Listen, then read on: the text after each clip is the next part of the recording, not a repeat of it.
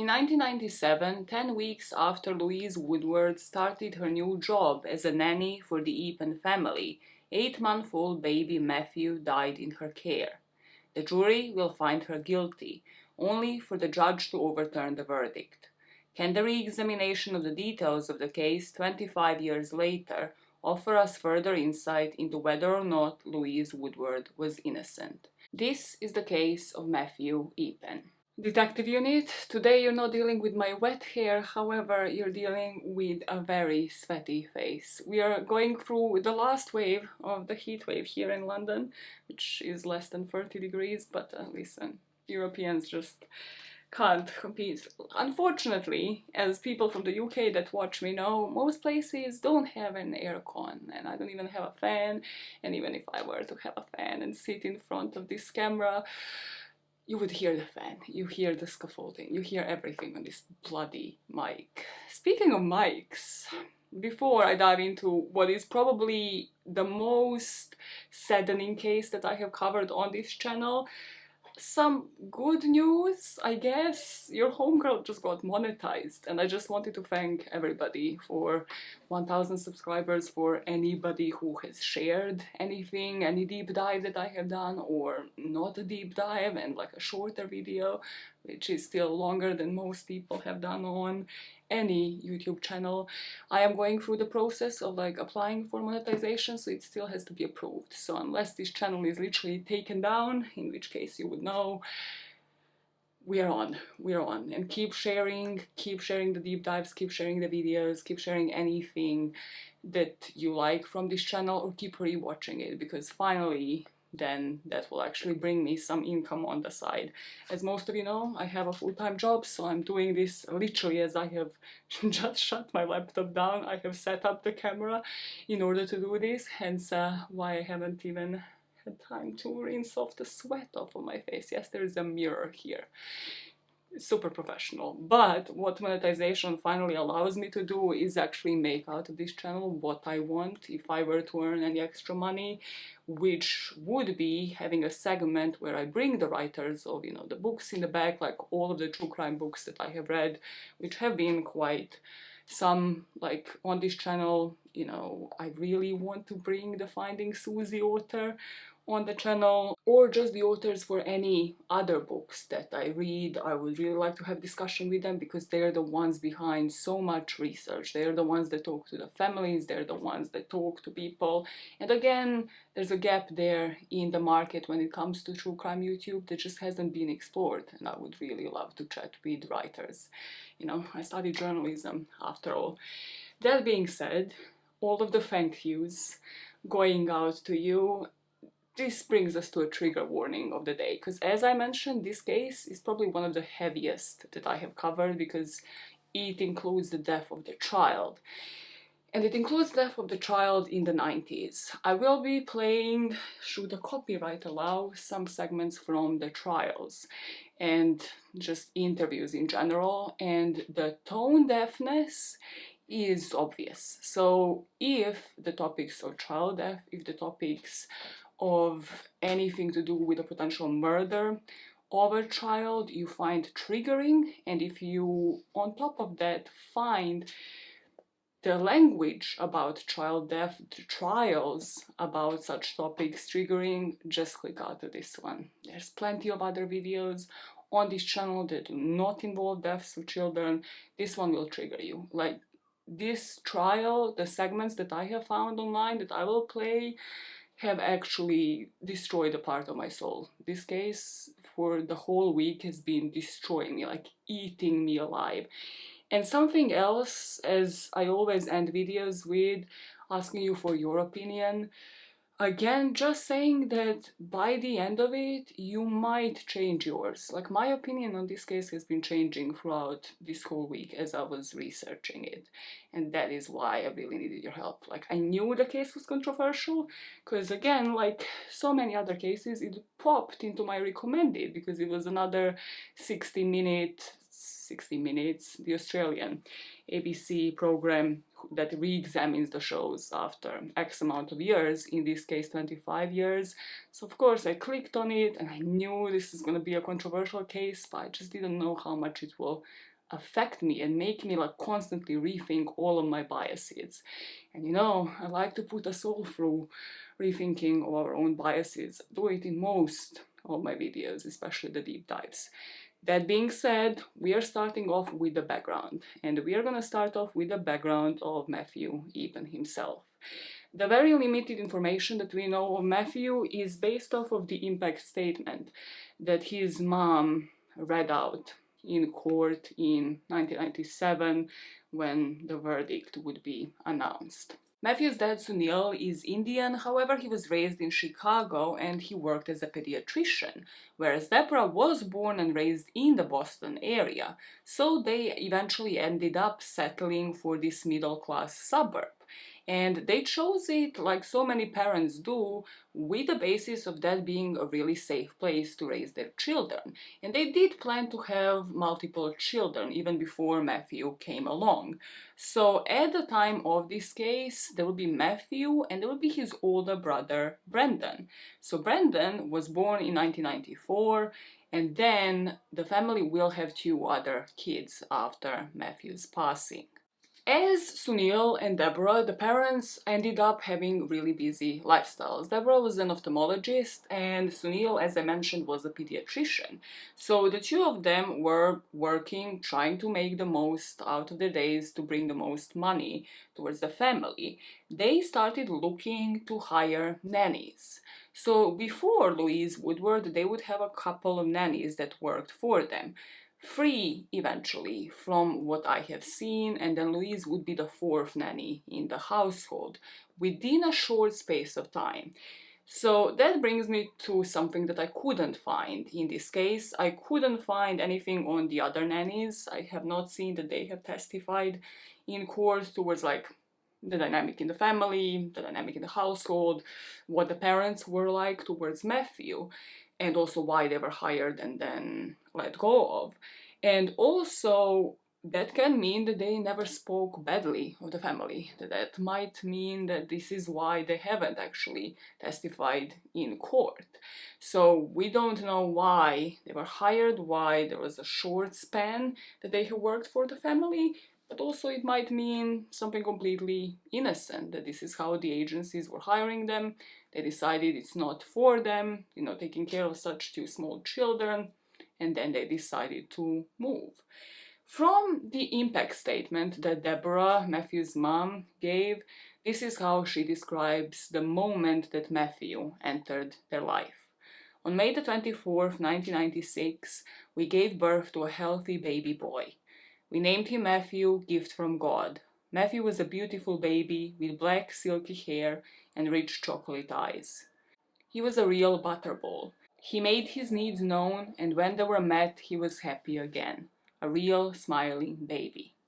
By all accounts, his older brother, Brendan, was already spoiling him, even though Brendan at this point, when Matthew was born, was still a baby himself. He was only 2 years old. The mom said in the impact statement that Matthew was the great object of the affection of his then 2-year-old brother Brendan, who would proudly announce, "Brendan makes baby Matthew feel better," as he would give Matty anything, like from a toy to a blanket, or just like kiss him on the cheek as he would gently play with his baby brother. At this point in time, Deborah would say that the family felt safe and secure. They have finished medical schools, they have been a couple of years in their jobs, and they started having a family. They had Brendan and Matthew already, and they kind of got into a routine. So she would say only 1 week before something was to happen to Matthew, before February the 4th of 1997, Sunil and her were just saying how blessed they were. And they dreamt of Matthew's future, of Matthew and Brendan always playing together, whether it was roughhousing or just playing ball. And Brendan would joke, "You better be nice to your brother." And when it came to his older brother, they would joke with Brendan that he better be nice to his brother because Matthew was going to become a lot bigger than him. Deborah would say they were so beautifully different, like Tigger and Winnie the Pooh. We loved our family and wouldn't change a thing. But on February the 4th, 1997, all our hopes and dreams were torn apart. Our Matty had been hurt. We soon learned our baby Matthew was dying. We couldn't believe it. It was all inconceivable, and it was beyond us to comprehend that our Matty was dying because someone we trusted had hurt him. To understand what happened to Matthew, we need to speak about the person that will be accused of murdering him and a few details on her background that we know of. This would be Louise Woodward. Louise was born in Elton. This is a city in Cheshire that only has a population of less than 4,000 people. And she was living there up until she was 18 years old. And this is when she would decide to travel to Boston, that has about 700,000 people, so a huge shock, a huge cultural shock to begin with, going from the UK to the US, and also just a huge shock in terms of like the city change of everything. She has done this, she has made this decision because she had just finished A-levels here and decided to kind of have at least one gap year to like travel, to find a job, to sustain herself, and also to like explore the world before coming back and deciding what she actually wants to do. Like, does she want to study? Does she want to go into employment? So that's what I gathered from Louise's history. And this is when she would register herself with an agency who then found her employment as an au pair. And this is when she would register with an agency who would then find her a job as an au pair. From the resources that I have found, Louise had left for her gap year shortly after finishing A-levels in 1996. So she planned this out and decided to leave in July. So Eappen family wouldn't be the first family that she was placed with. She was placed with another family, we don't know their details. I just found that they were in Manchester by the sea, which is about like 30 minutes from the center of Boston. And this would be through the agency that was basically just placing these nannies with the families in the Boston area. She would relocate to that area and begin working. However, it kind of became obvious to this family that she was quite inexperienced. And she started struggling. So the family, the first family that she was placed with, started imposing rules. From what I've seen, this would just be a curfew. So Louise had to be at home by about 11 p.m. But Louise was on her gap year, so she, justifiably so maybe, wanted to explore the city as well. She, traveled to Boston after all, after having lived in a small city in Cheshire most of her life. I don't actually know. I'm just trying to embellish the story and like portray it in such a way for you to understand and like to understand Louise's perspective of the story as well, in order for this to be the most unbiased account of events as possible. She obviously had a gap year, wanted to go abroad and experience the lifestyle, make friends. So she wanted to experience the nightlife. So she wanted to experience the nightlife of Boston as well, and started breaking that rule. So she would kind of break the curfew and suddenly started coming home late. Due to this rule of 11 p.m. curfew, Louise decided to leave. Now, this is what I have read in multiple sources, that she decided to leave, that this family wouldn't be the one like firing her, getting rid of her, there was no bad blood there. And also something to note here, as you go along, we don't hear from this family. From what I have seen, I haven't seen the whole trial proceedings, so maybe I am wrong here and I haven't seen like any PDFs, any documentation on it. But from what I have seen, the family never testified. I don't think they were ever questioned as to Louise's character, what she was actually like with the kids, were there any other issues beyond the curfew. We don't know that side. We just know that she had left this family and soon enough went back to the agency because she still needed a job. And this is when in November of 1996 she would be placed with the Eappens. In short, Louise would only be with the Eappen family between November and February. And in January of 1997, the family would come up with the rules that she would have to live by, and said that her work had to improve or else. This introduction of rules would happen only 4 days before something happened to Matthew. On January the 30th, 1997, they started being concerned, just like the last family that Louise was with, about her late nights out.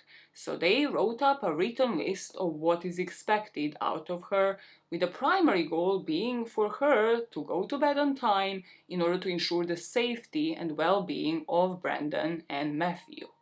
4 days later, Matthew stopped breathing, and Louise would be the one behind the phone call to the ambulance.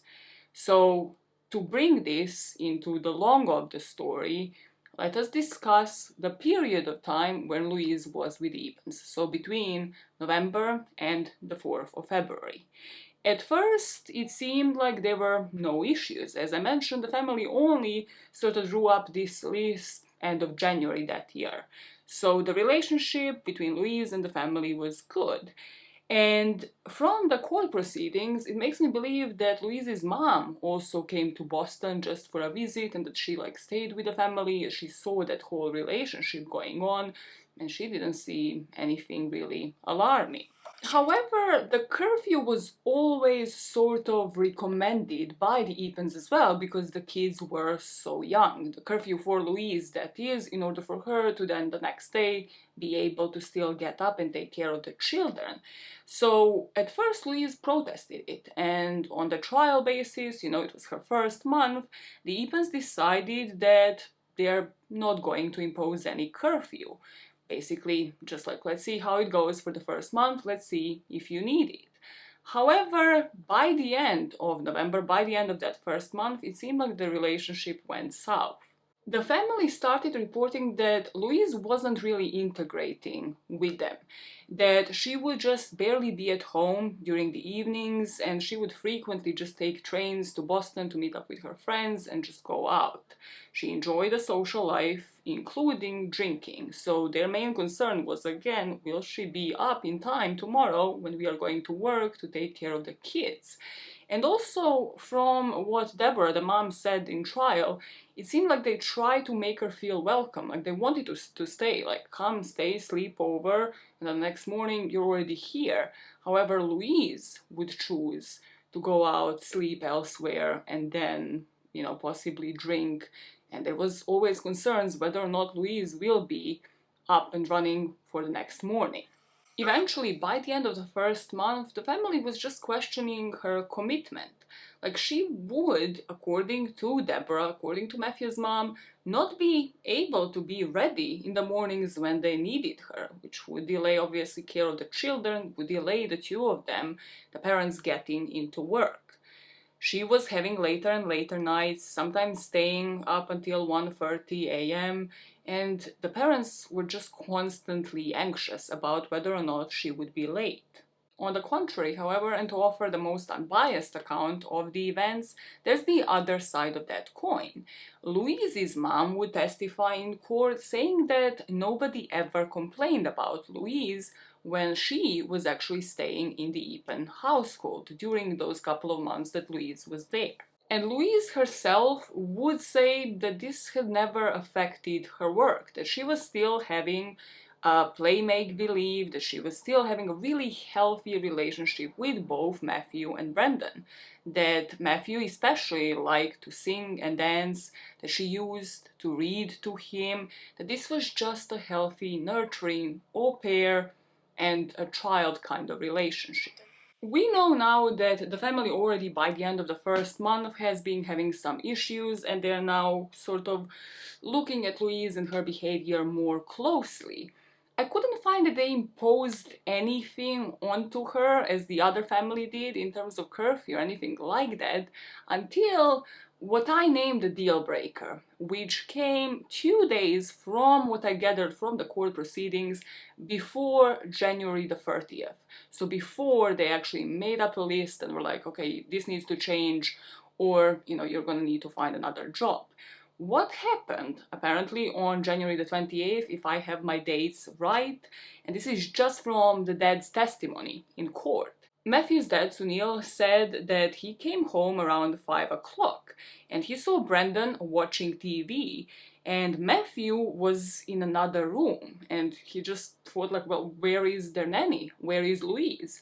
And he called out to her, and it happened that Louise was in the basement.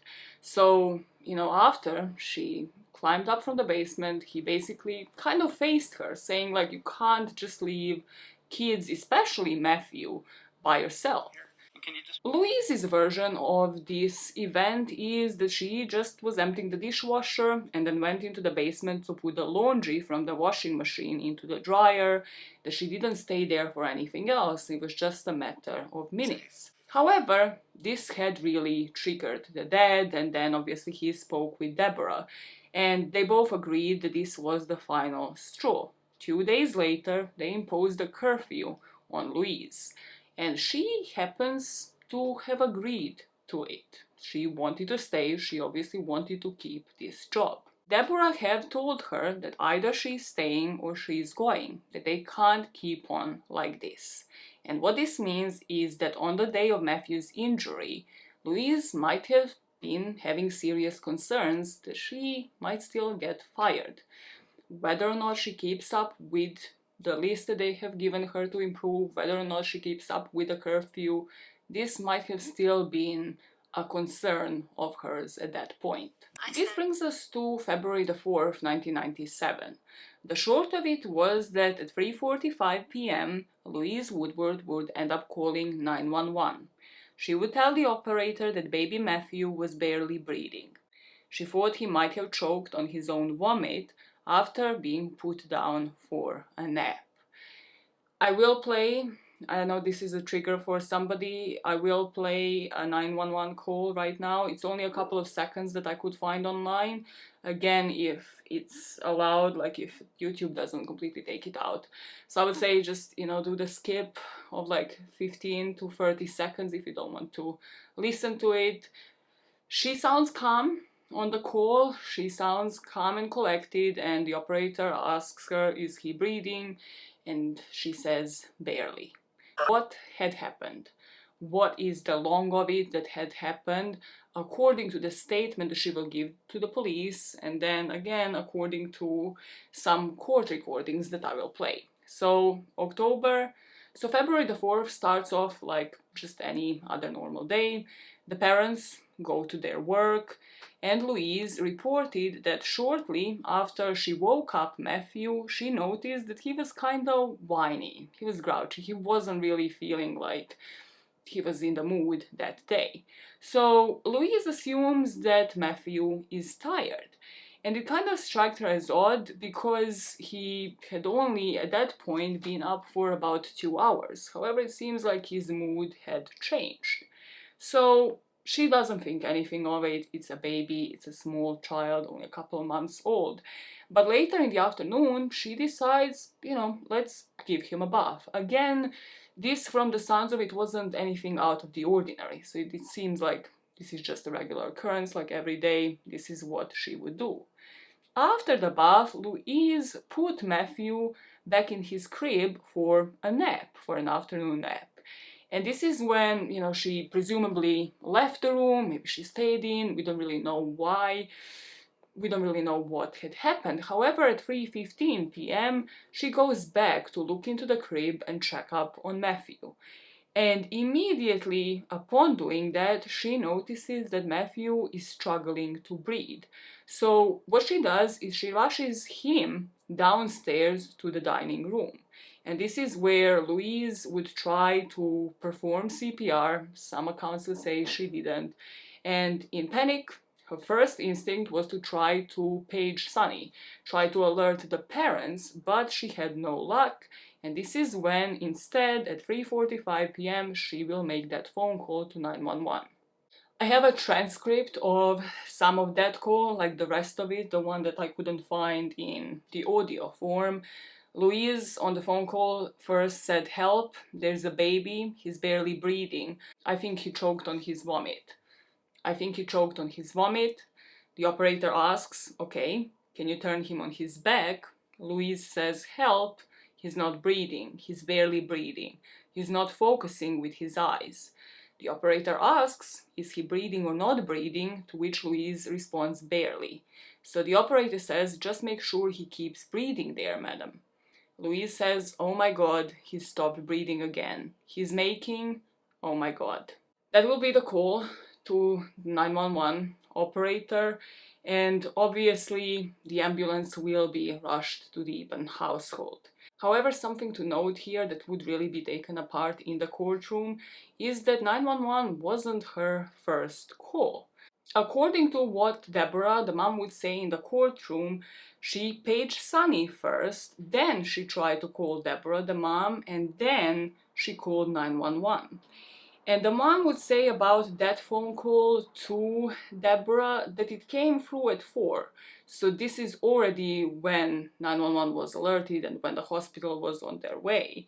And she confirmed during that phone call to Deborah that she didn't call 911 right away, that she didn't do abdominal thrusts like the parents taught her to do in any cases of emergency. They kind of showed her how to do CPR, that she might have tried giving him breaths, but that he sounded gurgly. He sounded funny to her. With the paramedics making it to the scene, they will find the 8-month-old baby Matthew lying on the dining room floor. He was still responsive, however, the description is that he was gasping for air at this point, and it seemed like his whole little body was just jerking.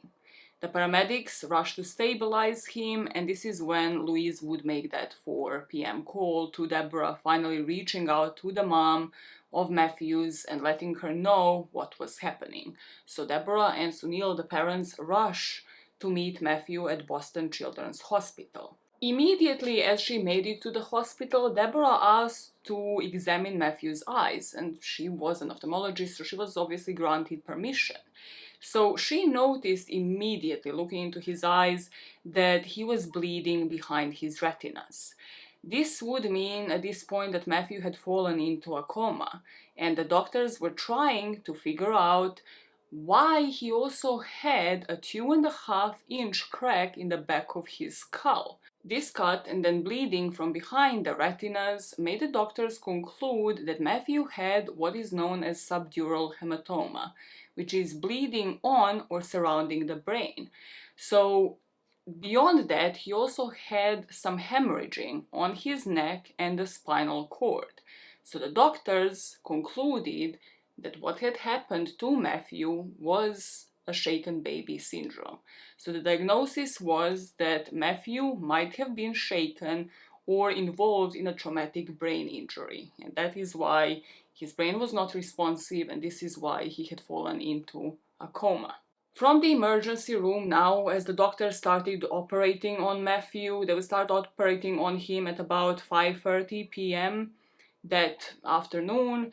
The mom called Louise, so she's trying to find out more about what happened, because this just didn't make sense to them. They have left for work normally that morning, nothing was wrong with Matthew, and now he's suddenly hospitalized, undergoing operation. And obviously when she saw his eyes, when she saw like the bleeding behind the retinas, she knew that this was quite serious for such a small child especially. Louise would on this call kind of not really answer Deborah's questions. When Deborah asked her, did you leave him in the chair? Did he fall down the stairs? She was just saying no to every single question. And when finally asked, did you shake him? Louise said yes, when he wasn't breathing normally. While in the hospital, still undergoing examination, doctors would also notice that Matthew had a fractured wrist, which had seemingly been left untreated for a few weeks. Another pediatrician would then diagnose Matthew with retinal hemorrhages, and this would have been considered a characteristic of shaken baby syndrome. This is when the family would finally have diagnosis, as I mentioned, and this would give the basis for the trial. While Matthew is being treated for his injuries, so this is now sort of afternoon of February the 4th, Louise was questioned about the care of the baby. What had happened is that at around 7 p.m., Sergeant Bill Byrne would arrive at the Eappen's household in order to question Louise. This interview was never taped. It was never recorded. However, it was reported and it will be mentioned in trial. I have watched the testimony of the sergeant in question, how Louise seemed inexperienced, how she was working with the family in return for living board, and she told the sergeant apparently that Matthew was irritable the whole morning. He was just cranky and upset. And Bill would then report, he would write up the statement later, how Louise stated that this was a major cause of frustration. Matthew's behavior was a major cause of frustration for her. According to the sergeant, Louise would tell him about how Matthew was cranky and fussy. She told him about the bath that she put Matthew through, and that before the bath, she carried Matthew into the bedroom. She tossed him on the bed, and she apparently demonstrated this to the officer, how she actually tossed Matthew onto the bed, made a movement of tossing something. Then she went into the bathroom and laid a towel on the floor while preparing the bath. Again, she would explain to the sergeant, according to his own words, how she dropped Matthew on the towel, demonstrating it as she was explaining this, saying that she dropped him and made a movement with her hands. She then continued, according to the sergeant, saying that she brought Matthew into the bathroom, she dropped him onto the towel, demonstrating how she dropped him, saying that she did and making a movement with her hands. She said she was angry and frustrated because Matthew was crying, that he had been cranky all day and that she may have been a bit rough with him. This interview, that yet again, I cannot emphasize this enough, had not been taped, with the technology existing at the time and with this being the child that is now in the operating room, a small child, couple of months old. Nobody thought, let's tape this interview. It only lasted for about 20 minutes. And then the police decided to leave. However, in order for Louise not to flee the country, I guess they have taken away her passport. The morning after, however, Louise will be arrested. And she will be arrested for assault. That is based off of what they have heard from the hospital, and also based off of Louise apparently telling them that she had tossed Matthew onto the bed and then onto the bathroom floor. She would be held until her trial at Framingham Prison. This would be a maximum security jail, and her bail was at the time set at $100,000. However, this would completely change on 9th of February 1997, when at 10:57 a.m. Matthew would pass away in his dad's arms. This would be when Louise would start facing a murder charge. She was locked up in the prison and she was denied bail. In the hospital, the family was grieving. This again is from the impact statement that Deborah would read out in court, saying Matty died in our arms, surrounded by family, including his loving 2-year-old brother Brendan. Despite his tubes and IVs and surgical dressing covering his head, he looked to me like a little prince. Since that day, our lives are completely altered. Our hearts are heavy every day with the most excruciating pain. How can we make sense of any of this? How can we go on? Can we be happy again? She didn't look scary to me. She didn't seem like a child abuser or a monster or a murderer. We had no idea she would harm our kids. I am scared now when I hear an ambulance. I have nightmares. I'm afraid to answer the phone or door. We are not safe.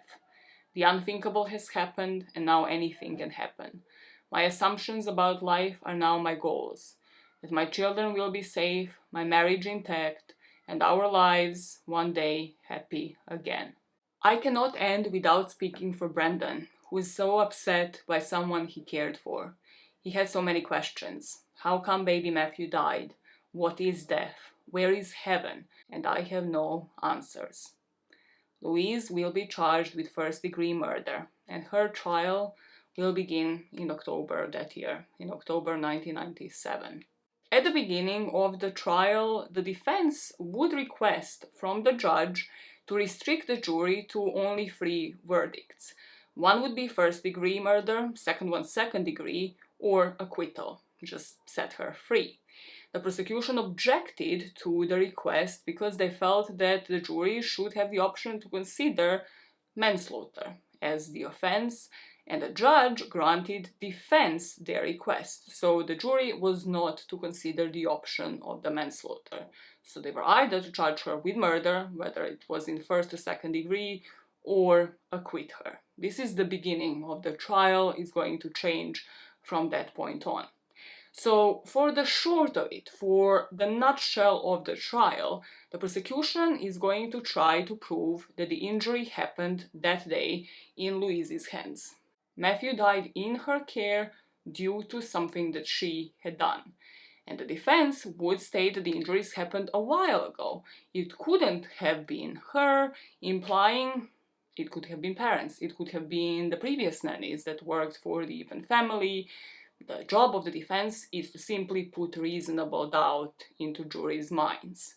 And they knew the prosecution will work with what is known as the shaken baby syndrome, based off of the hospital diagnosis after they had examined Matthew and after they had operated on his injuries. So we have to speak a bit about shaken baby syndrome. What is it? It is a severe brain injury that results from forcefully shaking an infant or a toddler. This happens because of baby's muscles, especially the neck muscles, being really weak and unable to support their heads. So shaking a baby can allegedly cause serious brain injuries. Shaken baby syndrome usually occurs when a parent or a caregiver, somebody who has a child in their hands at that moment in time, severely shakes them due to usually frustration or anger. And it's usually when the baby is crying and somebody, the caregiver, the parent, wants them to stop crying. The symptoms of it usually include vomiting, seizures, pale skin, breathing problems, difficulty staying awake, and just irritability. And at this point, the term shaken, and what's important here, at least in my mind, is that the term was actually coined in 1970s, kind of early 1970s, if I remember right, like 72, by a British pediatric neurosurgeon called Dr. Norman Goodhelch. And he would say that babies were showing a pattern of injuries after being violently shaken. Why I mention this is because SBS, or shaken baby syndrome, even today is an extremely controversial topic. Even today, you can't find much research done. There are papers, don't get me wrong, there are papers shared on the Eappen website, there are papers shared everywhere. There is, new sort of write-ups, new literature on the topic. However, you can't do research, and if you need me to spell it out, you can't do research because it would be the most unethical research ever, because you can't shake babies in order to prove your point. But you have to have, the terminology and the history, the brief history of when the term was coined in the back of your head, because the case had happened in the late 90s. So even today, this topic is controversial. However, you can only imagine the hype that was surrounding this type of topic in the hands of an experienced nanny in the late 90s when this case actually hit the news. So the scary part about SBS is that you'd usually know of it only when it becomes critical. Because if you remember the symptoms that I have said, irritability, struggle sleeping, struggle breathing, depending again on how severe it is, you can attribute it to just a toddler being a toddler. Like, yeah, they're gonna be irritable, they will be crying, they might have a bit paler skin that day.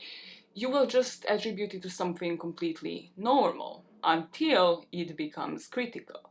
So usually SBS typically first presents itself when a child is brought to a hospital or the doctor's office suffering a life-threatening condition, meaning that there is a high rate of dying when it comes to SBS, because it's only determined either when the child is brought to the doctor, and at this point the issue is already severe, or like in Louise's case, when 911 is called.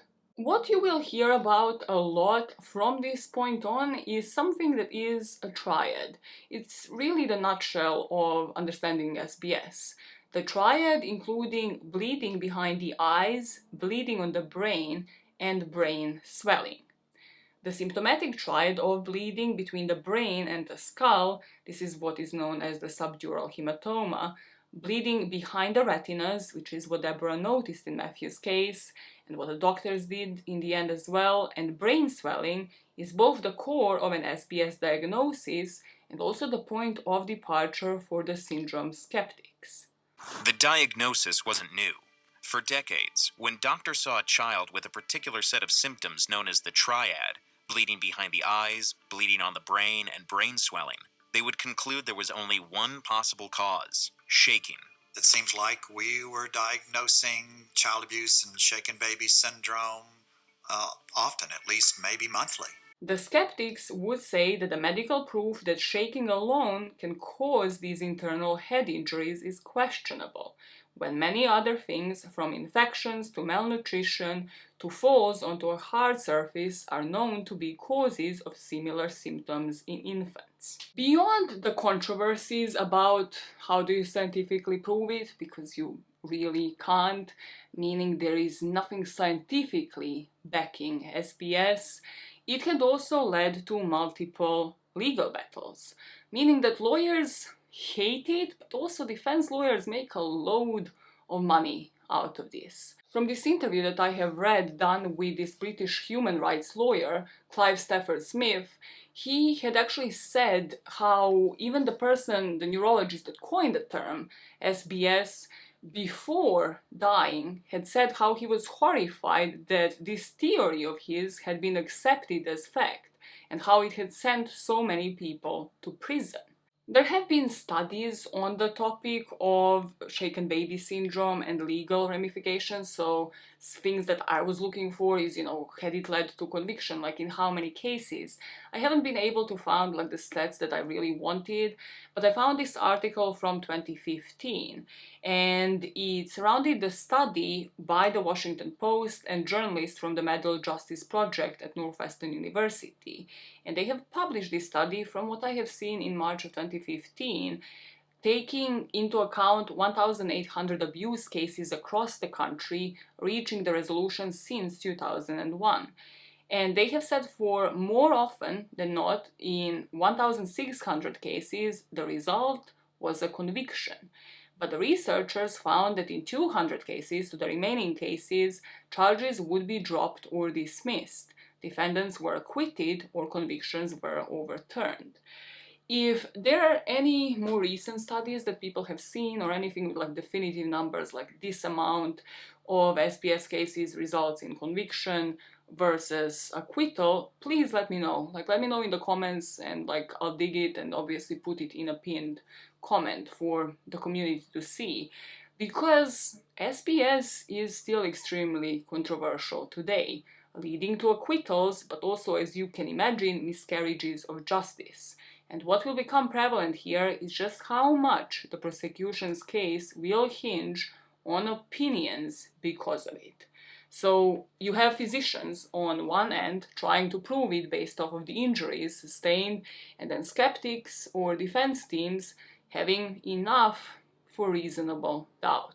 And speaking of defense, Louise was represented by some of the top defense lawyers at the time, in particular Barry Scheck.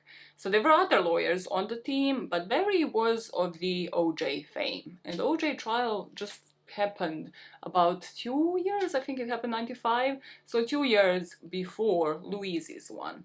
Barry Scheck was the American lawyer that received national media attention while serving on the team that defended OJ, dubbed the Dream Team, and he helped him win an acquittal in a very highly publicized murder case. What this had meant for Louise's case is that it will be equally controversial and equally publicized and sensationalized, which meant that the prosecution team had to up their game as well. What I'm trying to tell you that from this point on, any clip that I play will make your blood boil. It just, whatever was happening in that courtroom was 90s level of tone deaf. It was just to sensationalize everything, it was just to make everything super dramatic, and nobody took any consideration that this is a trial about somebody who's a toddler and about how his parents are in that courtroom, how Louise is in the courtroom, how Louise's parents in the courtroom. It's just nobody cared for like any sort of political correctness, anything but sensationalizing every single aspect of it. So to dive into the trial in a chronological order, the first witness that took the stand for the prosecution was the guy called Dr. Kenneth Mendel. He was the first doctor to see Matthew when he arrived into the emergency room. Dr. Kenneth would tell the court that he had seen Matthew and that at this point he was already unresponsive and comatose. He also examined the pupils and immediately noticed the evidence of retinal hemorrhaging, which all indicated signs of severe head trauma to this doctor. However, on the cross-examination by Barry Scheck, this doctor would say that he didn't or couldn't actually attribute anything that he had seen on Matthew, any injuries, to the baby being shaken. During the cross-examination, he was also asked if there was any physical evidence proving that Matthew had been slammed down with the force of dropping a child 15 feet onto concrete. And again, Dr. Mendel said that there was no evidence to prove this.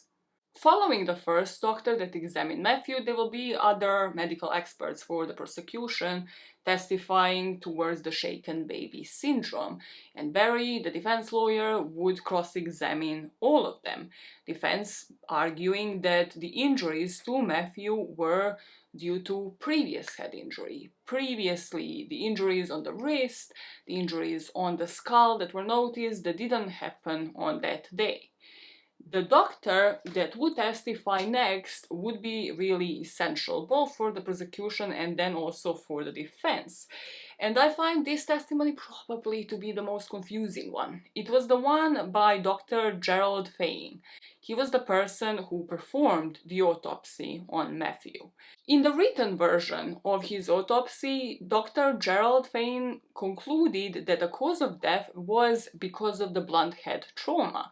However, in that initial written report, he had said that he believed this is with the same force as the child being dropped about 15 feet.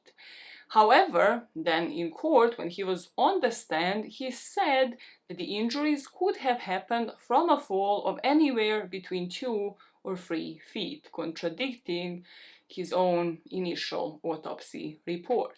Dr. Gerald was also really a better witness for the defense than the prosecution, which prosecution probably expected him to work into their favor, because he highlighted that he didn't believe Matthew was actually shaken before his death.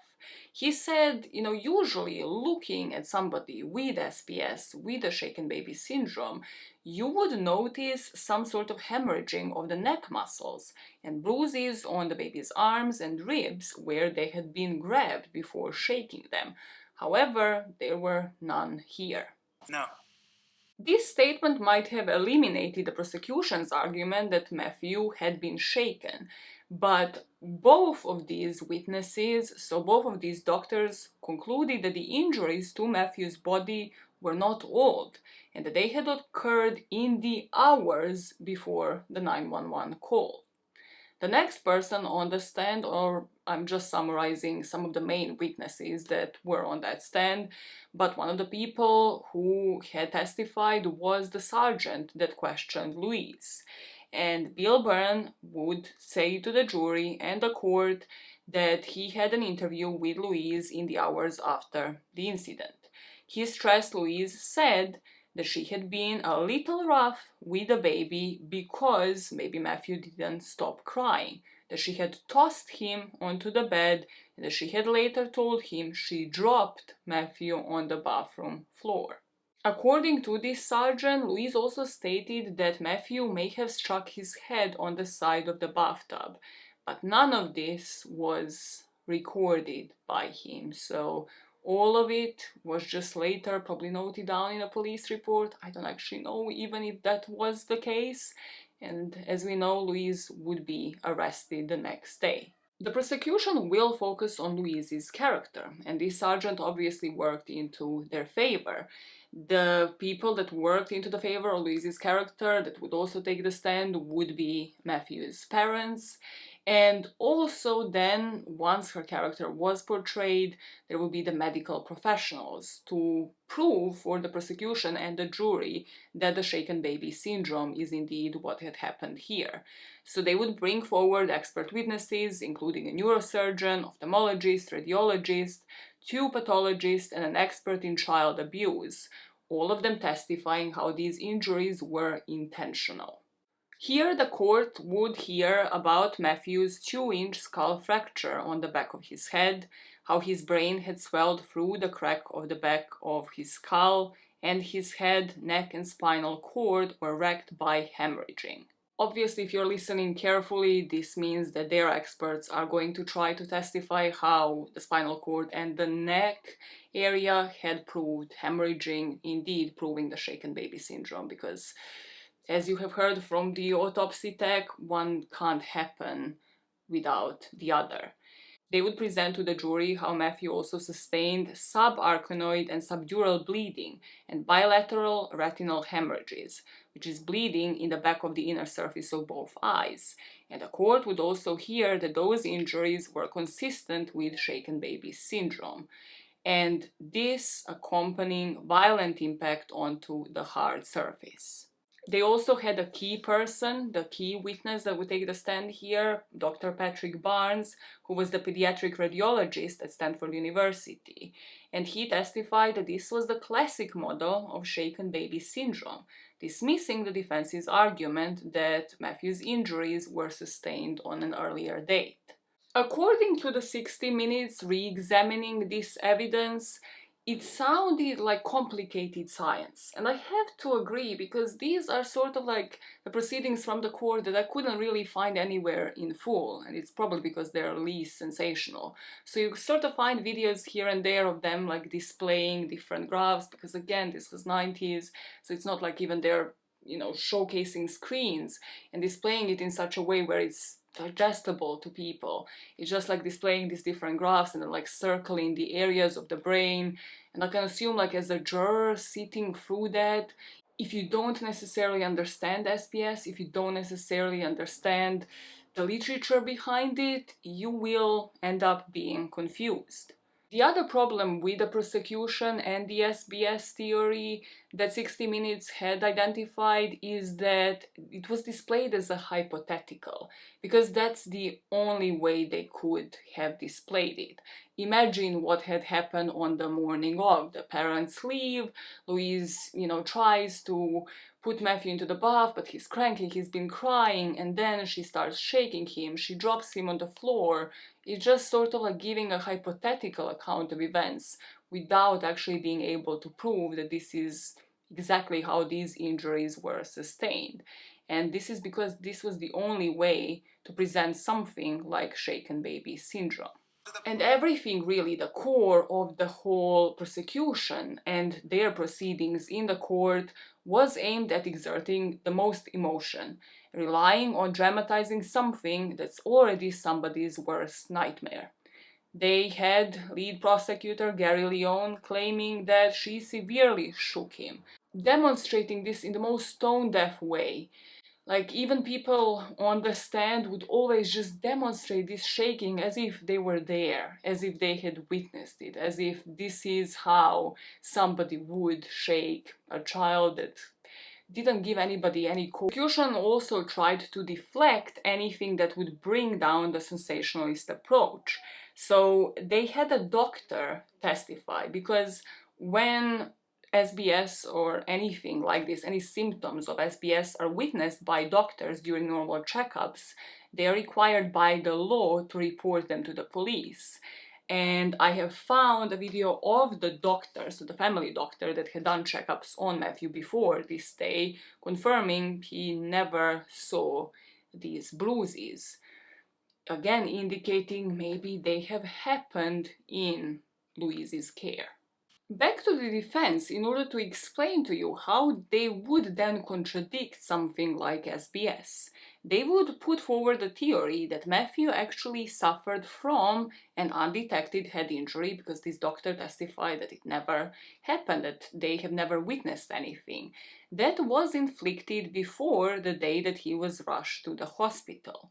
They have called this a re-bleed, and it happened spontaneously or because of mild jarring. So, in their opinion, this could have happened some 3 weeks before, and then a minor incident on the day, on 4th of February, would have caused re-bleeding on the brain and subsequently caused Matthew's death.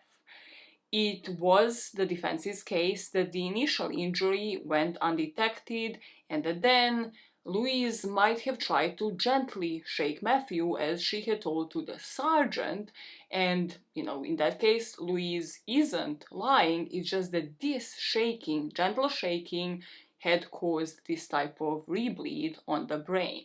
They have had this forensic neuropathologist called Dr. Jen E. Lestma testifying for this and discounting the prosecution's theory that Louise slammed the head against something like a flat hand surface because there were no injuries to support that. There was no spinal cord or neck damage to justify them saying that Matthew had actually been slammed against the surface. This neuropathologist also testified that they had found a third layer of a membrane that formed on Matthew's dura next to a blood clot, saying that this was weeks old, that it's in the neighborhood of 3 to 4 weeks, so that this was an initial injury and then the light shaking by Louise that day might have caused this rebleed, causing Matthew to have the hemorrhaging and to fall into a coma. Going for the defense team were different experts and Baryshek also offering the x-rays, offering different opinions as to why the swelling of the brain didn't happen on that day, that it was a rebleed of an old injury. Defense lawyers would tell the jury about the lack of bruises on Matthew's arms, abdomen, chest or legs, which would have been there if somebody picked him up and shaken him with force. And the expert witnesses would also testify that there was a lack of fresh bleeding on the brain, indicating that the skull fracture was the older injury. They would also point out to how consistent Louise was, telling the paramedics at the scene that Matthew had been lethargic, had not been eating and had been screaming a lot. All of those indicating and going into their theory of the symptoms of a previous injury. As the closing statement by Baryshek would indicate, Louise Woodward had a colossal misfortune to be with Matthew when this old injury caused him to fall, and the bleeding would not stop. She has been vilified, she has been accused, and now she has been proven innocent. We may never know exactly how this incident occurred, but if this is an old injury, case over. It did not happen on February the 4th, that's the end of the case. So the prosecution had their arguments for SBS and how this injury had happened on the day, and then they have heard from the defense saying that this was a rebleed and this was the old injury, which you would think would work the best for the defense, and I think it is the best argument that they have had based off of the autopsy report. However, what didn't work for the defense whatsoever was that, against her lawyer's advice, Louise said that this is her life and that she wanted to testify. So she took the stand. And on the stand, her character would be taken apart. They tried to portray her, the defense that is, as a sympathetic nanny. She would say that she loved kids, and repeatedly she would tell the jury how she played with Matthew. She would describe that she would put a caterpillar toy on him while she went into the bathroom and then placed him into a crib. When she came back after washing her hands, that Matthew was unresponsive. She then went on to describe that Matthew was unresponsive, lying there, not focusing and gasping for breath. And when she found him unresponsive, this is when she decided to shake him gently. Matthew, however, was gasping for breath, his eyes half closed, not looking at her. So she panicked, picked him up, and he vomited on her. After he vomited, she put him on the floor and she put a finger in his mouth. Apparently, the parents taught her how to do CPR, and this is why she did it. She tilted his head back to give him CPR, waving her hand in front of his face. And then she picked him up and went downstairs with him, which is when she paged Sonny and then called the ambulance. She was then on the stand asked by the defense, did she say that she was rough with him, and she said yes. This, however, even in Louise's interpretation, kind of seemed like it was a leading question by the sergeant, like, maybe you were a little rough, and then her response was, maybe I wasn't as gentle as I could have been. This seemed, even from Louise's reaction on the stand, as if the sergeant kind of directed her a leading question, like, maybe you were a little rough, and then her response was, maybe I wasn't as gentle as I could have been, because I was trying to be quicker than usual. During the cross-examination by the prosecution, the tossed on the bed terminology comes up. That's why I was emphasizing it later. Like, she tossed him on the bed, she dropped him on the floor, and how Louise was demonstrating this to the sergeant during the first interrogation. And this is when Louise said that she has said popped. She popped him on the bed. She never demonstrated dropping him, rather placing him on the floor, how she put him down. And this is where we go into the difference between British and American English.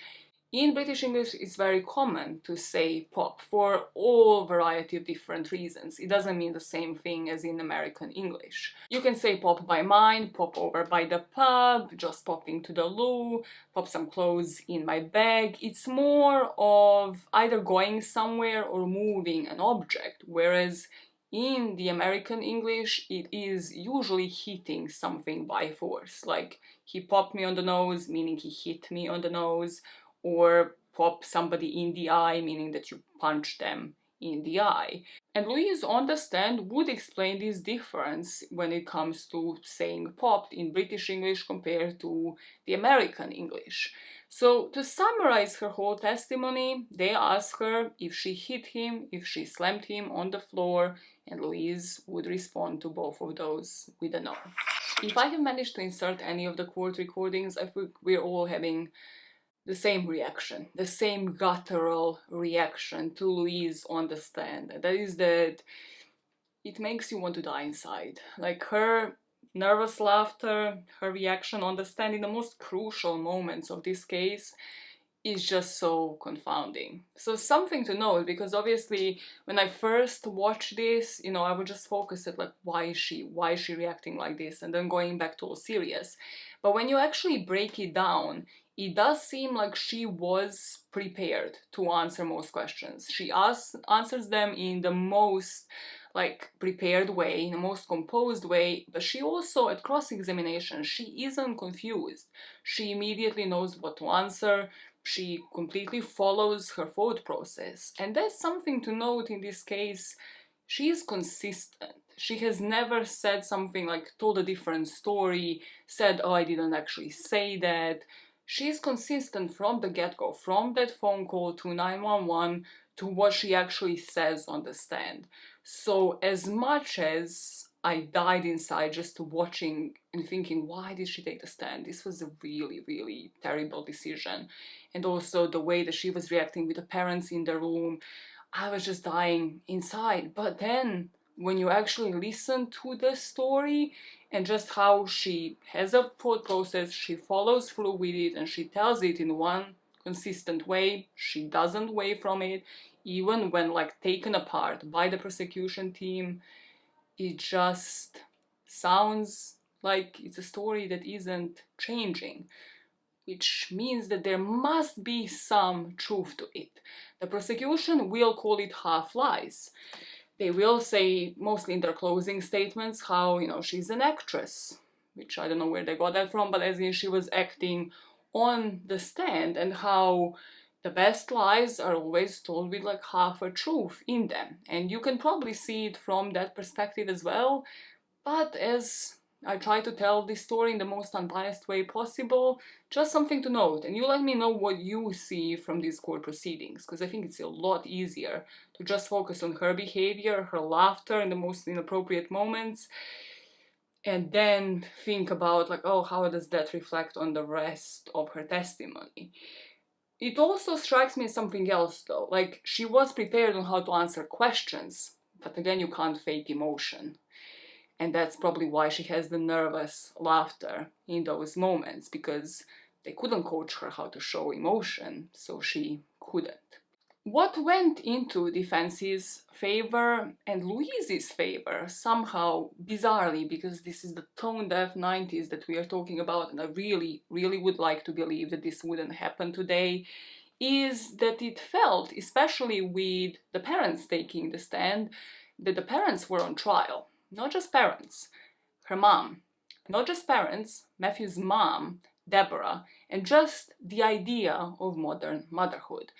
Because all of the articles, and there's so many articles on this, just judging the mom, backlashing against working mothers who would consign their children to the care of others, who had working hours, who were doctors and, have now studied and decided they can have both career and the kids, and then they have put their children into the arms of the inexperienced nannies. Most of the articles from this period have just been attacking the parents. And even now, when you watch any documentaries, anything on YouTube on this case, there is still a ton of people in the comments with this kind of opinion. And the bottom line here, the parents were never accused of anything. The doctor that had examined Matthew, the family doctor that had examined Matthew, had never noticed any abuse. He would have had to report it. The parents were not on trial here. Before going to the closing statements and to the verdict, let us, in terms of evidence, recap what the verdict is going to hinge on. So you would have head scans and prosecution witnesses claiming that Matthew's injuries included a cracked skull, displayed a triad of symptoms consistent with him being shaken on that day, and are consistent with the diagnosis of SBS. We had the expert Dr. Patrick Barnes testifying this was the classic model of shaken baby syndrome, and dismissing the defense's arguments that the injuries were sustained at an earlier date. I am mentioning Barnes again because he would be the person to actually change his mind in 2011 on SBS and on what he said during Louise's trial, and this is why SBS as a diagnosis is just so controversial and so hard to prove in court.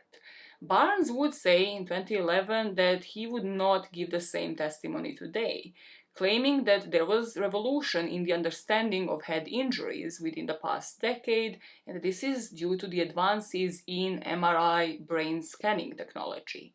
He said that now it was understood that other medical conditions could affect the baby's brain, and it looked like the findings that used to be attributed to SBS or child abuse can now be just infections or strokes.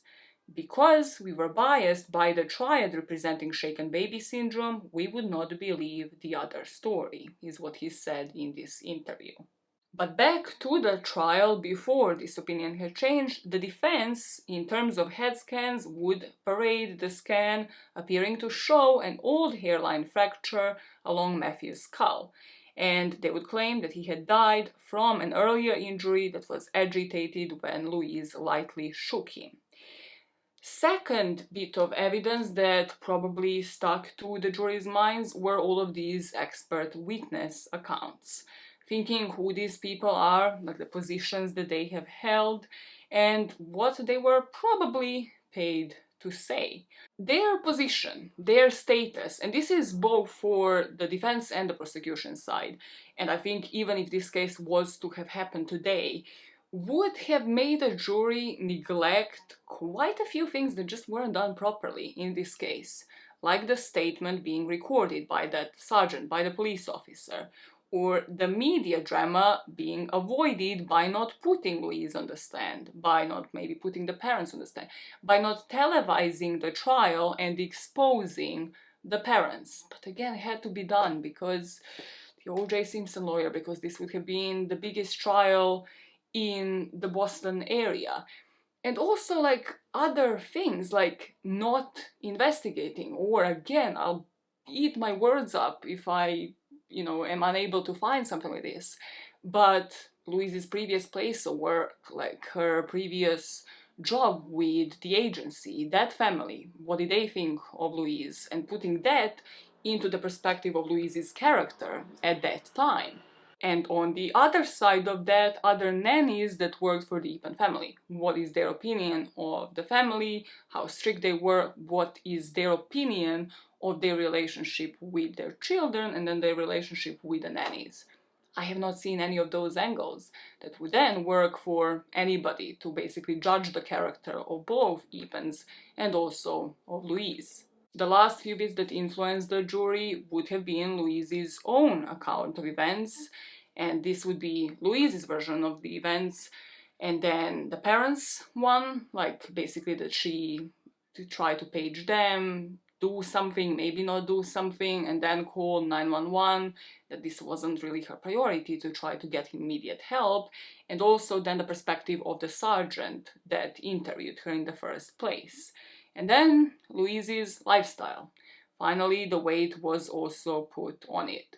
How even in the first job she had a curfew and then she decided to leave. How in this job again she was more focused on the night lifestyle, and how the parents just coped with her, but eventually they couldn't, and how the injury had happened 4 days after they have imposed some rules on her. As for the closing arguments, the prosecution went for the aggressive approach, that Louise couldn't stand Matthew, so she shook him a bit more. When he wouldn't stop crying, this is when she decided to hit his head. Matthew kept crying, and what does she do? She cuts the bath short, he's still crying, and she can't stand it. He doesn't know that shaking means to stop crying, and as it's not working, she decides to slam his head. I would mention half truths, half lies. She puts him in the crib, but she doesn't use the phone because she can't tell anyone what she has done. She stalls, she claps and waves as she has described, so presumably this might be the half-truth in this story.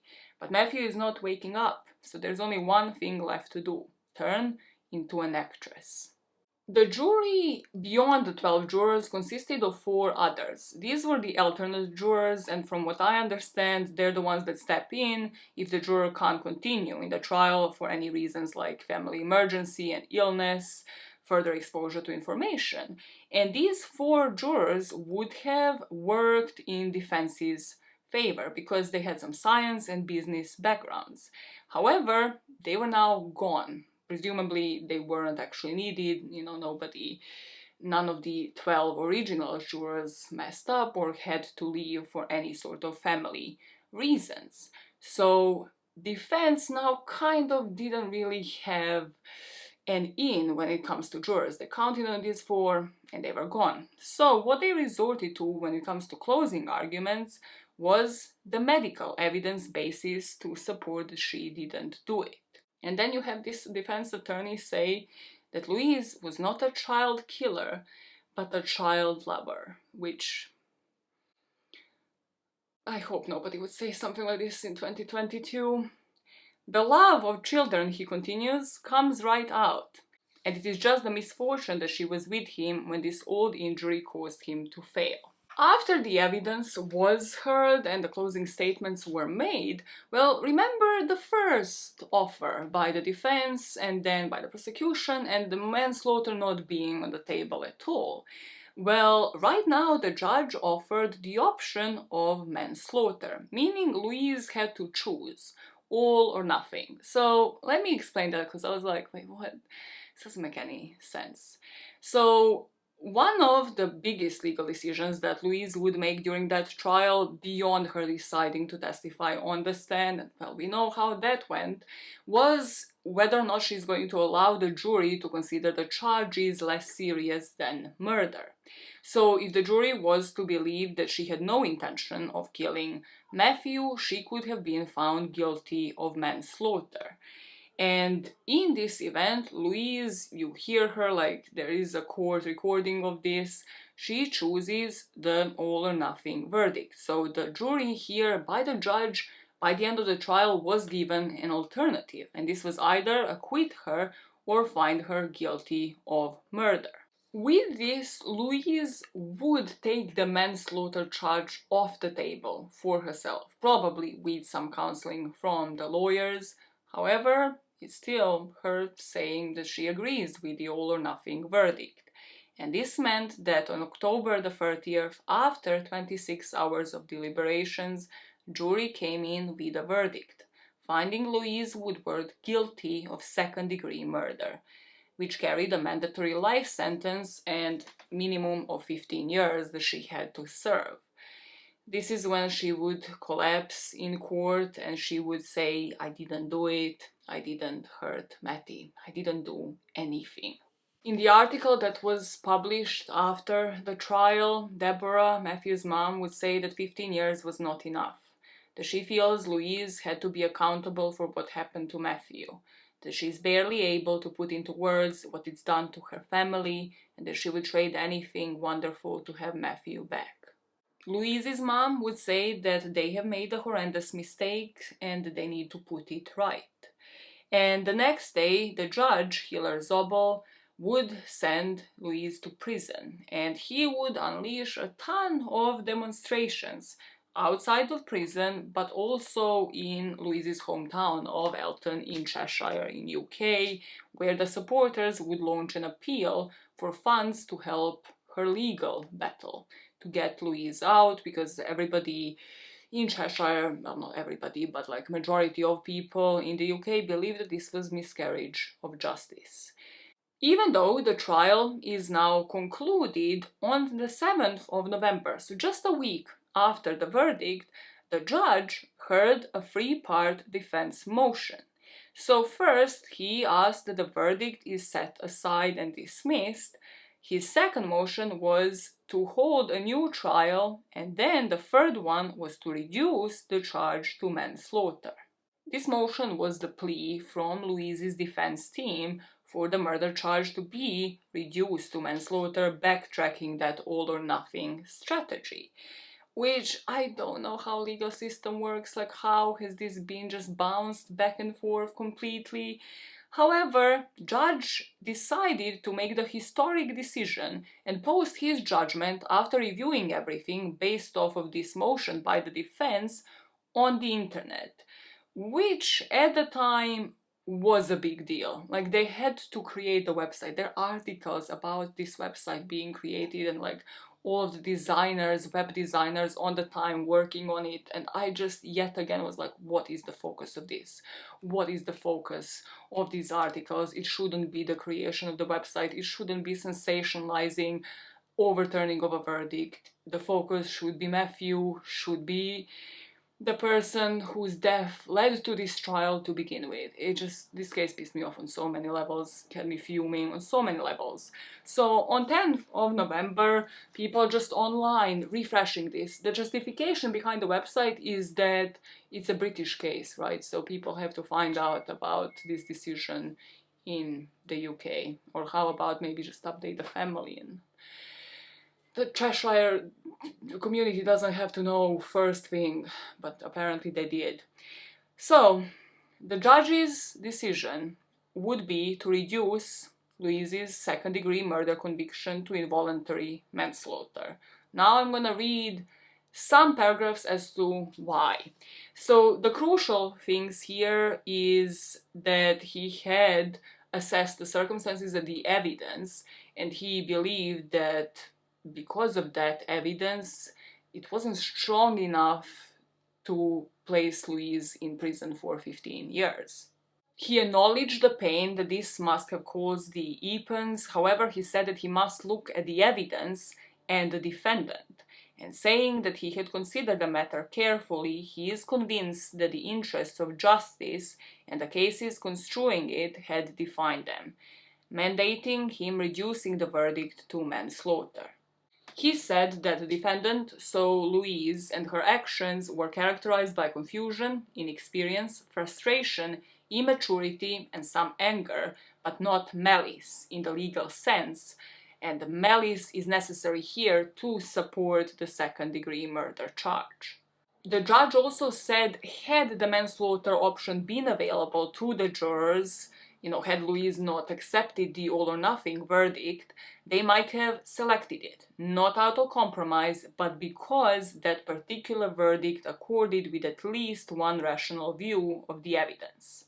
Based off of the evidence, he said, had he allowed Louise to serve 15 years and for this to be the conviction of second-degree murder, it would have been miscarriage of justice.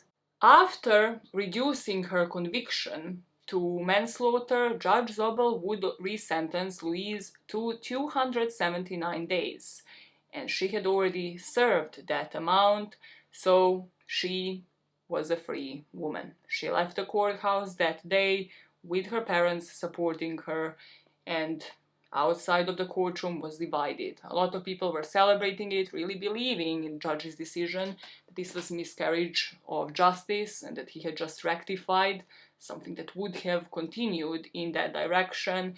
And then a lot of people believing that Louise was indeed guilty of this and that it's a guilty woman walking free. Based off of the judge's decision now to reduce the charge, the prosecution appealed, and this went to the Massachusetts highest court, upholding the lower court decision. And they had a vote, so by a vote of 4 against 3, they upheld the decision to reduce the murder conviction to manslaughter and agreed with the judge to the 279-day sentence. Justice Marshall wrote in the majority opinion, saying, "We do not view the judgment against Woodward as a light matter. She stands guilty of causing an infant's death." They were critical that the judge didn't allow for the manslaughter verdict in the first case, and they also recommended that Louise never be allowed to work with children again. Just a few hours after this decision, Louise was served papers, and these were the civil suit papers filed by Matthew Eappen's parents. This would be in relation to the wrongful death of Matthew. They wanted to stop Louise from profiting from the case, and this would eventually be reached as a settlement, preventing Louise from profiting from ever telling her story. I found some articles that she might have profited out of some interviews that she did in the future, but I think those articles were like from Daily Mail, so this isn't confirmed information, and legally she wouldn't have been able to accept any money. So after the final verdict and the Supreme Court upholding this charge, Louise would return to the UK. There again, videos of her returning and just posing with her family upon return and just smiling for the pictures. And then there is the interview upon her return that she did for Panorama, I think. It's BBC program here, or it was at least in 1998. And she talked to the journalist saying that she would like to do what any other 20-year-old had done. She wanted to get a part-time job and just describe how she wanted to do normal things. She described the manslaughter conviction as a conviction that she doesn't deserve, saying that she is still holding out hope that in time the truth will come out and that she would be cleared of any wrongdoing. She said she was happy about the settlement and that she can move on with her life and she can carry on studying, maintaining her innocence, and deciding that she still wants to prove it. Both myself and my family are very happy about this settlement, that I entered into this completely voluntarily, and it does seem like the right thing to do, to settle it once and for all, to put an end to it, so that we can all get on with our lives, and so that I can carry on studying. And I just hope that we can all learn from it, put it behind us. There might have been a clip that I inserted there from her 1998 interview. Clips that I will not insert, copyright allow or not, are the ones of celebrations of Louise's release. There are there in the documentaries online, and they are mostly from the UK, people here supporting her release, believing that this was indeed miscarriage of justice, and that luckily, you know, she has been released after serving 279 days and is now out, because how much longer this could have been going for. I agree in terms of, if you believe this is a miscarriage of justice, of course, it's great that she is out. It's great that this hasn't ended up being like her serving a 15 years sentence. I agree with that. I don't agree that there was cause for celebration. And yet again, I start thinking, had this case happened today, would it happen with the same exact outcome? Would people be like running on the streets, and would it be showcased on the internet the way that it was showcased back then, when literally we only could resort to news channels and representation of this on the news? Because yet again, it's just such a sensationalist, tone-deaf approach of people celebrating, while Eappen family didn't even have time to grieve. They have just gone through trial, and 10 days later this decision had happened. She's back in the UK, she's giving interviews, smiling ear to ear, you know, saying how she's gonna clear her name, whereas the parents are just left with like, we had one verdict, and now somebody had overturned it, the Supreme Court stood by them, and we have nobody to hold responsible for this. There's just no reason for celebration. So I will not be inputting any of those videos online, regardless of my opinion on Louise and regardless of my opinion on this case. With the civil case suit and the family winning it, basically not allowing Louise to make any profits from her story, I believe from what I have seen is that anything that she publishes or any sort of money that is generated from any interview she does has to be assigned to a charity of her choice, and in this case this is UNICEF. So she can't make sale of any of her stories, and that must have been at least a tiny bit of a victory for this family.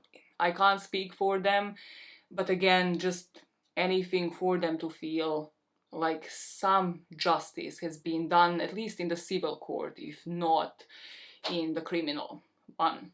So where does this case stand now? I'm not gonna lie to you, it doesn't have a happy ending. The story doesn't have a happy ending. It includes the death of a child.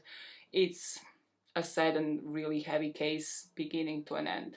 So in terms of Louise and where she is now, when she returned to the UK, she decided to go back to studying. She enrolled to study law at London South Bank University. She graduated with a 2:2, and then she started her career at a law firm in Manchester. But she decided that law isn't for her, so instead she went on and became a dance instructor. She dated one, like a dance instructor, for a while. From like the early reports, and paparazzi followed this woman for years and still kind of do when it comes to, again, Daily Mail and just other tabloids. She then started dating somebody else, and right now, from the latest articles that I have seen, she is married to this guy. I'm not gonna mention his name, you can easily find it on Google, and she has kids of her own. At least one child from what I have seen that she gave birth to in 2014, so she is a mother at this point in time, and she's still by tabloids, like followed by paparazzi as she does her grocery shopping or just continues living her own life. But she has, from what I've seen, since like the interviews in the late 90s, really tried staying out of the public eye most of the time. Like there are pictures that you can find of her online, as in like with her posing next to her husband, I think, and then some dance school pictures, but I guess any journalist who can do a bit of digging can find those of like her social media profiles. What I find interesting is that she never changed her name, which I would think, like, if it were me, if I believed that I have been wrongfully convicted, that would be the first thing I do if I were to return to my local place. Would you? Like, what is your opinion on that? I really wanted to discuss that with somebody, and hey, now I have an outlet. Like, would you change your name? What would you do in terms of like protecting yourself, especially when it comes to having children? It's not even just about you anymore. When it comes to ending this story, however, we should end it the way that it began, and that is with Matthew. Matthew's parents have since set up a foundation in order to raise awareness of the issue of shaken baby syndrome and also improved child welfare. You can find it, I'll put the link in the pinned comment. It's called Matthew Eappen Foundation. They have a website, and their mission and Matthew's legacy was to improve the safety and welfare of children by educating the public about the dangers of shaking a child and to provide assistance to victims and their families. Even the brief glance at the website would tell you that the parents still very much believe that SBS was the cause of Matthew's death here. They have the literature on SBS, like the most recent academia articles written on the subject.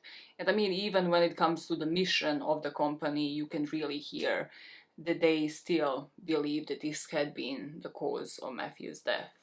You see it through the impact statement published on the website as well, the studies on SBS, and could you really blame them? Whatever your opinion is here, no one suffered the consequences for their seemingly healthy baby one day dying after they left for work.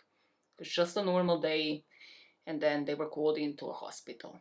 The latest on this case came with the 60 Minutes approach, where they re-examined the case 25 years later. They had interviews with journalists and experts from the case, and that's how we are here. I probably can't play 60 Minutes things because they will copyright that thing right off of me. ABC Australia gives no fucks. And obviously there are multiple tabloids and paparazzi pictures of Louise, and no publicity, like always, given to the Eappen Foundation. That's why I'll put it in a pinned comment. They have the donation tab. I'll put that one directly in the comment if you want to donate. Again, depending on your belief when it comes to the shaken baby syndrome, I understand you might not want to because it might go into supporting that ideology. But again, if you can donate anything, it still goes towards Matthew's legacy. It still goes towards this family. That is the case of Matthew Eappen and the case of Louise Woodward. And as for my opinion, I have been changing it every single day of the week. And I summarized this here because I was like, no, make your own decision based off of everything you've seen, based off of the script that you have written. And depending on the material I watched and read, I may just tell you what my opinion is in the end. So from what I watched, hearing the bits of the 911 call, Louise stuck to her story. She definitely acted in the most bizarre way. It made me die inside so many times. She had bizarre displays of nervousness, but I would have had reasonable doubt on that jury. I would have had reasonable doubt having, a glance through a couple of articles on SBS and just how it was going, like how many wrongful convictions it can lead to. I would have had doubts into the prosecution's version of events and the hypotheticals of it. However, I have to admit that both the defense team and the prosecution team could have done a much better job at convincing me. Maybe had a much better job been done, I wouldn't have had reasonable doubt. Maybe those jurors wouldn't have had either. It could have been easily avoided by the sergeant recording the interview, then having that to play in the court. Then paramedics testifying. What was Louise like? Was she actually trying to do CPR? Was she actually trying to help Matty out? Us learning about previous nannies, Louise's previous behavior on the other job. All of that would have gone either into her favor or against it. We just had like glimpses into her character, insights into like what she might or might not have done on that day, but not enough people really testifying to support one or the other. We just don't have enough information, or at least not available online anymore. However, I also noticed that what was making me change my decision every day and lean more into, well, the jury was right in the first place. Maybe I would have caved in and said yes to second-degree murder charge. is my own bias. Basically, when I look into these cases, I do look into the background and then the aftermath of it, and it just seemed like she had strange portrayal in the courtroom, maybe believing that she was the actress, and into that side of the story, her maybe doing everything for show. You can kind of believe it when you see that display of behavior. And even afterwards, the few interviews that I could find, it was never about Matthew, it was never about the parents. It was always about Louise.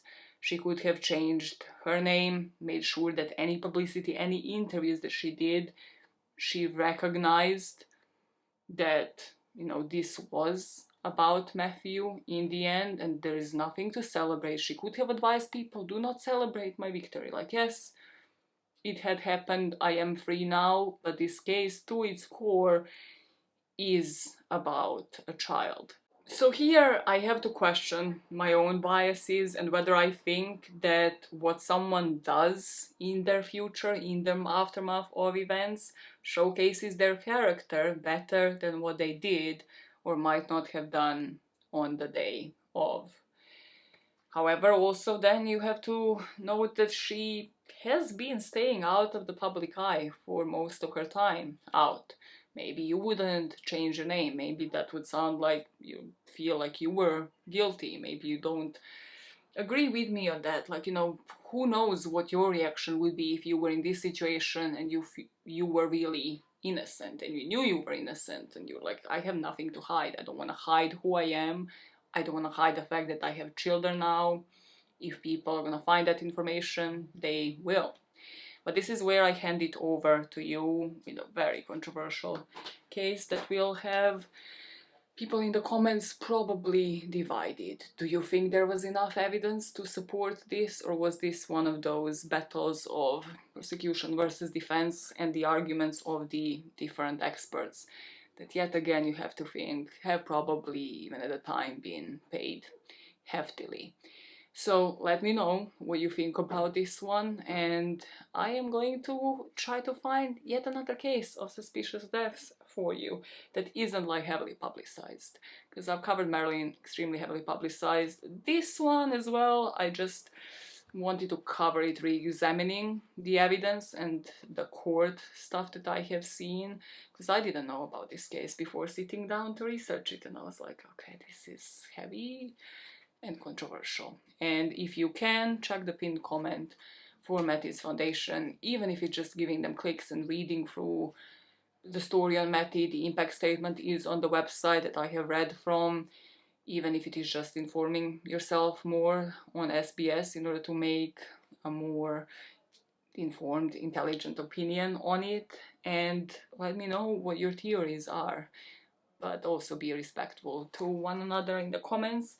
And as always, any comments against Eappen family, against Matty's family, block, immediate block. It's how you guarantee it on here. I am still very much small, even though monetized now, almost, yeah. Very much small, and I will have the time.